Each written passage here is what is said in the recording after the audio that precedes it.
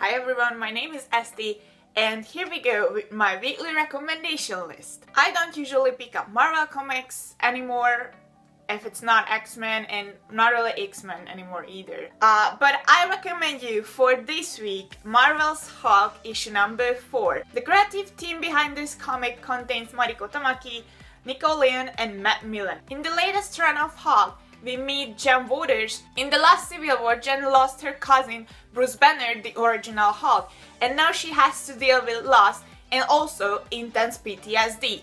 Mariko Tamaki already proved that she can write really well what is in your head, and she is doing amazing job on this comic book as well, not to mention the art, because that is also really beautiful. Jen is also trying to get back her normal life, being a lawyer and all, and it is really hard. So yeah, this comic book is about hardships and it is really good. Next up we have Alters issue number 5 from Aftershock Comics. Alters is a real gem as it introduces the first transgender superhero ever, which is amazing. Now about Alters, you have to know that the story itself is not that unique, but the characters are amazing, and also it has some really creative superpowers. Issue number 5 was actually the last chapter of the first arc, and I definitely recommend you to pick it up. The creative team behind Alters contains Paul Jenkins, Layla Lanes, and Tamara Bonvillain. This team is just as diverse as the comic book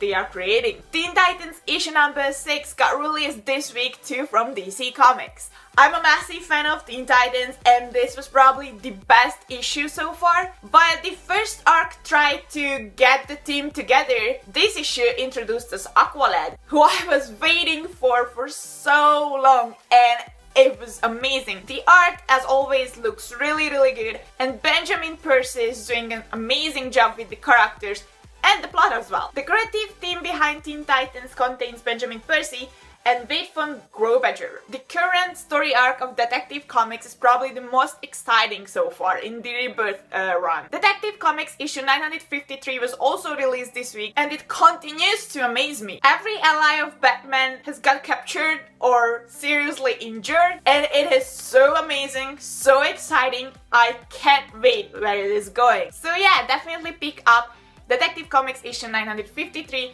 from James Tynion IV and Christian Deuce. This week has my favorite DC's young annual title as well, namely Doom Patrol. Issue number 5 is the last chapter of Brick by Brick, the first story arc. It was focused on getting the team together, yet again, just like Teen Titans. Although it got criticized for it being like a bit slow, but I think that in the last 2 issues it picked up really well, and this one was just simply amazing. I can't wait to see the next chapters of Doom Patrol. Last but not least, from DC Comics this week, we have Hal Jordan and the Green Lantern Corps issue number 17. This was also last chapter of an arc, and I'm talking about it like I'm seriously really behind with Green Lantern Corps, even though I really love Hal Jordan. But this brings back Kyle Rayner to the Green Lantern Corps, and he is not the White Lantern anymore, and he is back in his old classic Green Lantern uniform, and I was so happy about it. The art looked amazing, and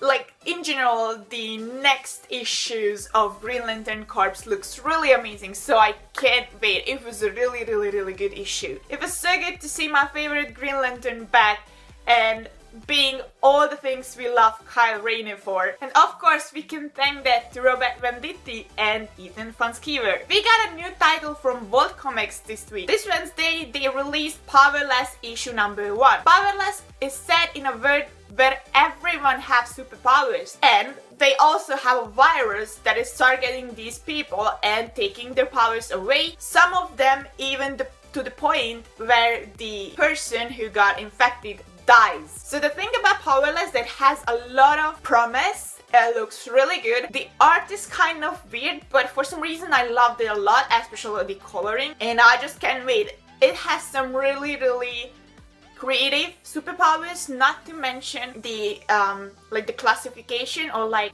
the grouping of the superpowers. I can't wait for the next issue really. Powerless's creative team contains David Embauer, Nathan Gooden, and Mike Spicer. And last but not least, we have this week XO Maneuver from Valiant Comics. It's the first issue, like a new run for this title, and it was so amazing. I'm relatively new to Valiant Comics and I've already ever read Bloodshot, so yeah, and also like I picked up Valiant High School, or Valiant High, I think that's the title. But this is, oh my god, this is so amazing.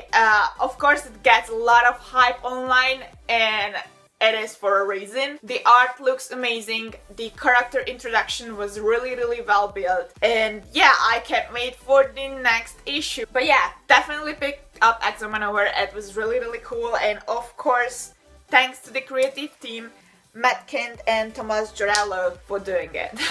Alright, so this was my recommendation list for March 22nd. I hope you liked it. Let me know what did you pick up this week and what are your recommendations in the comments below. As always, thank you for watching me. Stay safe, take care, and see you in my next video. Bye!